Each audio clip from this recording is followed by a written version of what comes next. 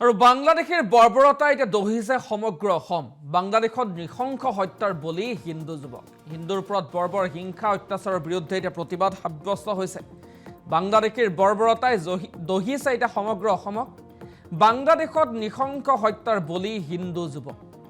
হিন্দুর উপর বর্বর হিংসা অত্যাচারের বিরুদ্ধে প্রতিবাদ সাব্যস্ত হয়েছে। রাজ্যের বিভিন্ন প্রান্তত মহম্মদ ইউনুসর পুত্তলিকা দাহ করে প্রতিবাদ।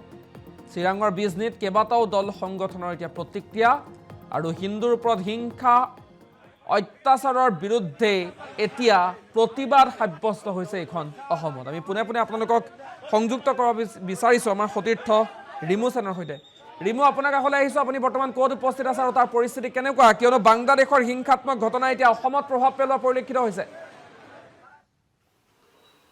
হয়, সমত ইতিমধ্যে ক'ব লাগিব যে যোৱা 18 তাৰিখে কিন্তু বাংলাদেশত হিন্দু যুৱকক যে নিৰ্মমভাৱে তেওঁক প্ৰহাৰ কৰি গুৰুলকৈ প্ৰহাৰ কৰি কিন্তু জুই লগাই দিয়া হৈছিল আৰু গছত ওলোমাই জুই লগাই দিয়া হৈছিল। এই ক্ষেত্ৰত কিন্তু দেখা গৈছে ভাৰতৰ প্ৰধানমন্ত্ৰী তথা অসমৰ মুখ্যমন্ত্ৰী, যিহেতু কথাত কয় তেওঁলোকে হিন্দুত্ববাদী চৰকাৰ, কেনেকুৱা এই হিন্দুত্ববাদী চৰকাৰ তেওঁলোকে ইতিমধ্যে কোনো কিন্তু প্ৰতিক্ৰিয়া প্ৰকাশ কৰা নাই। মোৰ লগত এই দুদিনীয়া কিন্তু তেওঁলোকে বিভিন্ন দল সংগঠনে কিন্তু চিৰাঙৰ বিজনীত তেওঁলোকে প্ৰতিবাদ সাব্যস্ত কৰিছে।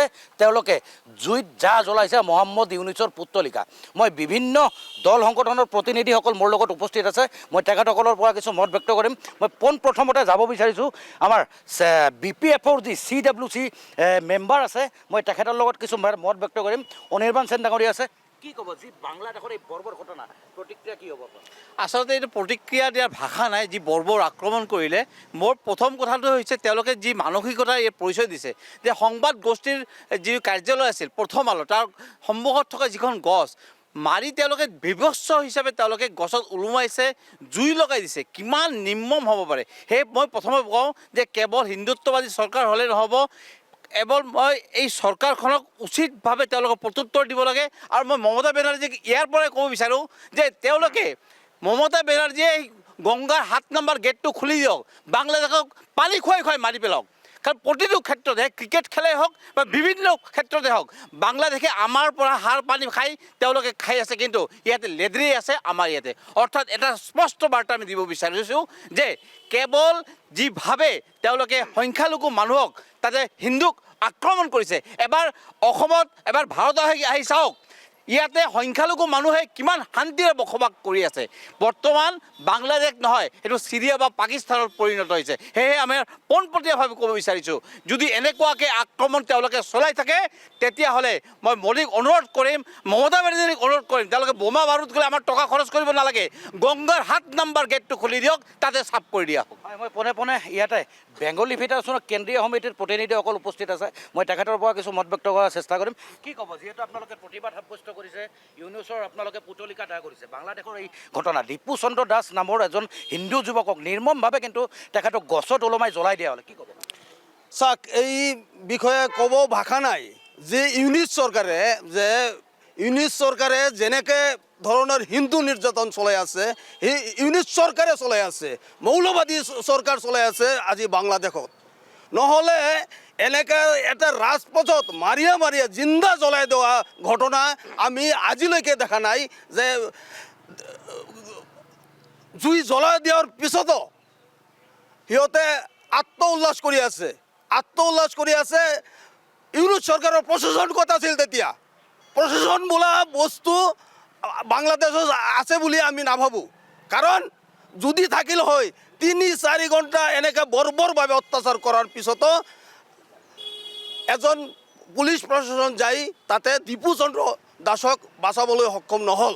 সেইকাৰণে আমি ক'বলৈ গৈ আছোঁ যে আমাৰ অসমৰ মুখ্যমন্ত্ৰী তথা ভাৰতৰ মুখ্যমন্ত্ৰী সিহঁতে হিন্দুত্ববাদী চৰকাৰৰ কথা কয়। আজিলৈকে এটা মাত সিহঁতে মাতা নাই। কিয়না যে হিন্দু কথা কৈ বাংলাদেশত আজিৰ বুলি কথা নহয়, দীপু চন্দ্ৰ দাস বুলি কথা নহয়, বিভিন্ন সময়ত বাংলাদেশত হিন্দু নিধন হৈ আছে। লগতে আমি ক'বলৈ পাই আছোঁ যে ইউনিট চৰকাৰৰ কিছুমান বিষয়াই আমাৰ 7 সিষ্টাৰ দখল কৰাৰ এটা পৰিকল্পনা কৰি আছে, প্ৰতিক্ৰিয়া দি আছে, আমি মিডিয়াত দেখিবলৈ পাই আছোঁ।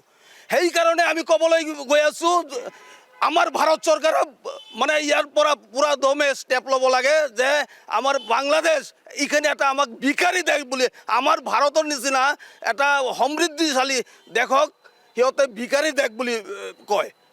সিহঁতৰ কি আছে? আমাৰ পৰা যদি চাউল দালি নিমখ তেল পিঁয়াজ আলু যদি নাযায়, সিহঁতে 7 দিন আমাক যদি ভাৰতে নাপঠায়, সিহঁতে ভোকত মৰিব। সেইকাৰণে আমি আশা ৰাখিম যে এই সিহঁতক এটা উচিত শিক্ষা দেওয়াৰ কাৰণে এই মানে হেৰিটো বন্ধ কৰিব লাগে। ধন্যবাদ জনাইছোঁ। এয়া আছিলে বেংগলী ফেডাৰেশ্যনৰ প্ৰতিনিধি। খুব স্পষ্টবাদীকে তেওঁলোকে কৈছে যে এইখন চৰকাৰে যি হিন্দুত্ববাদী চৰকাৰৰ দাবী কৰে, তেখেতসকলে এতিয়ালৈকে নিমাত কিয়? আৰু সুমন্ত, আমি আৰু এটা কথা ক'ব লাগিব যে যোৱাকালি আমি দেখিবলৈ পাইছোঁ যে ছ'চিয়েল মিডিয়াত বাংলাদেশৰ পৰা কিন্তু তেখেতসকলে কৈছে যে ভাৰতৰ ৰাজধানী দুটা, এটা হ'ল দিল্লী আৰু এটা বাংলাদেশৰ এখন ঠাইৰ নাম লিখিছে। মোৰ লগত উপস্থিত আছে আমাৰ ইয়াৰে কেন্দ্ৰীয় সমিতিৰ আমচুৰ নেতাসকল। মই তেখেতৰ পৰা কিছু মত ব্যক্ত কৰিম।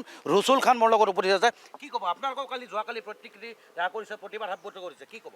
হয়, প্ৰথমে আমি দীপুচন্দ্ৰ দাসৰ যিধৰণে হত্যা কৰিছে তাৰ আমি নিন্দা কৰিছোঁ, গৰিহণা দিছোঁ যে এনেকুৱা যাতে মানৱতাক ভূলিষ্ঠ কৰা হত্যাকাণ্ড আৰু কেতিয়াও নহয়।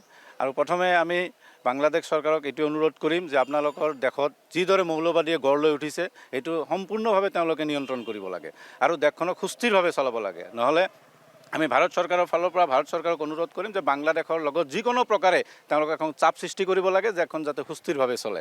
আৰু এটা কথা যে মানৱতাক ভূলিষ্ঠ কৰা কাৰ্যক কোনো ইছলামে গ্ৰহণ নকৰে। আজি তেওঁলোকে দেশখন মৌলবাদী যিটো কাণ্ড কৰিছে সেইটো ইছলামে কেতিয়াও গ্ৰহণযোগ্য নহয় আৰু ইছলামে তেনেধৰণৰ কাম ইছলামে কেতিয়াও কৰিব নোৱাৰে। ইছলাম এখন শান্তিপূৰ্ণ দেশ, শান্তি, ইছলাম মানে শান্তি। সেইকাৰণে তেওঁলোকে যিটো কৰিছে এইটো আমি গৰিহণা দিছোঁ আৰু যিকে নৰপিশাক এই কাণ্ডটো কৰিছে তেওঁলোকক অতি শীঘ্ৰে গ্ৰেপ্তাৰ কৰিব লাগে আৰু কঠোৰৰ পৰা কঠোৰতম শাস্তি দিব লাগে। এয়া আছিলে আমচুৰ মন্তব্য।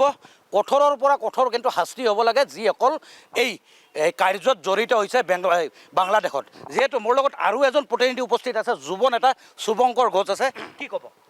চাওক, প্ৰথম কথাটো এইটো গৰিহণাৰ যোগ্য যি ঘটনা সিদিনাখন বাংলাদেশত হ'ল। ইয়াৰ লগে লগে এটা কথা মই ৰবীন্দ্ৰনাথ ঠাকুৰৰ এটা কবিতাৰ কোট এণ্ড কোট কৰিব বিচাৰোঁ। তেখেতে কৈছিলে, ধর্মের বিকারেই গ্রীষ মরিয়াছে, ধর্মের বিকারেই রোম লুপ্ত প্রায়, আমাদেরও দুর্গতির কারণ ধর্মের মধ্যেই হবে। আজি যেতিয়াই মৌলবাদী সংগঠনবিলাকে, সেয়া হিন্দুত্ববাদী মৌলবাদীয়েই হওক, সেয়া ইছলামিক মৌলবাদীয়েই হওক, যেতিয়াই শাসনত আহে দেখিছোঁ যে মাইনৰিটিৰ ওপৰত আক্ৰমণটো বৃদ্ধি হয় আৰু এই মাইনৰিটিক সুৰক্ষা দিয়াটোৱে মানে সুৰক্ষাৰ পৰা বঞ্চিত ৰাখে মৌলবাদী সংগঠনবিলাকে, যাতে তাৰ ৰুজি ৰুটিৰ কথা, তাৰ বাস্তৱ জীৱনৰ কথা, সেই কথাবিলাকক যাতে মাতিব নোৱাৰে, তাৰ বিৰুদ্ধেই সদায় মাইনৰিটিৰ ওপৰত আক্ৰমণটো চলাই আহে। আৰু তাৰে পৰিলক্ষিত দেখা গৈছে যে বাংলাদেশৰ ঘটনা তেনেধৰণৰ ঘটনা ঘটিছে। আমি এয়া নকওঁ যে ভাৰতবৰ্ষত এনেধৰণৰ ঘটনা কেতিয়াও ঘটা নাই বা নঘটে, এনেধৰণৰ বিৰূপ ঘটনা আমাৰ দেশতো ঘটিছে। গতিকে সকলো ধৰণৰ সাম্প্ৰদায়িক শক্তিক এই সময়ত বয়কট কৰিব লাগে।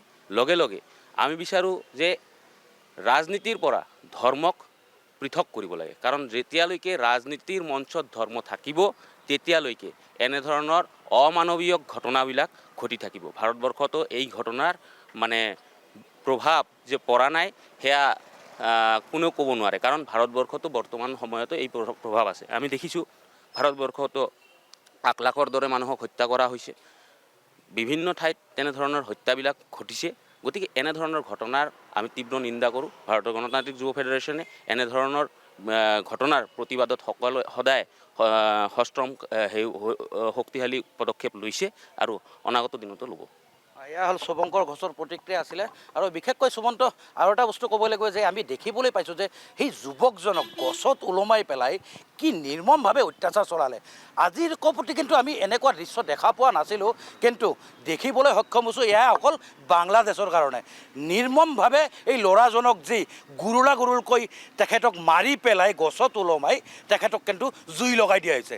এই ক্ষেত্ৰত কিন্তু বৰ্তমানো ভাৰতৰ প্ৰধানমন্ত্ৰী লগতে অসমৰ তথা যি বাৰম্বাৰ দাবী কৰে যে হিন্দুত্ববাদী চৰকাৰ, মুখ্যমন্ত্ৰী হিমন্ত বিশ্ব শৰ্মাও কিন্তু এতিয়ালৈকে নিমাত হৈ আছে। মই পুনৰবাৰ অনিৰ্বাণ সেনৰ ওচৰত যাবলৈ চেষ্টা কৰিম। কি ক'ব আৰু যি ভাৰতৰ ৰাজধানী দুটা বুলি কৈছে যোৱাকালি বাংলাদেশৰ পৰা। আচলতে তেওঁলোকৰ নলেজে নাই। প্ৰথম কথা বাংলাদেশৰ কাৰণে একো ক'ব নিবিচাৰে, কিন্তু এটা কথা স্পষ্টকৈ আমি কওঁ যে হয় ৰিমা ছাৰ, এই থানাত মুহূৰ্তত আপোনাক ডিপু ধন্যবাদ জ্ঞাপন চন্দ্ৰ কৰিছোঁ। দাসে হিন্দুৰ ওপৰত চলা বৰ্বৰ হিংসা সন্দৰ্ভত এইদৰে দল সংগঠনে প্ৰতিক্ৰিয়া ব্যক্ত কৰা পৰিলক্ষিত হৈছে। মহম্মদ ইউনুছৰ বিৰোধিতাৰে অসমত সাব্যস্ত হৈছে প্ৰতিবাদ।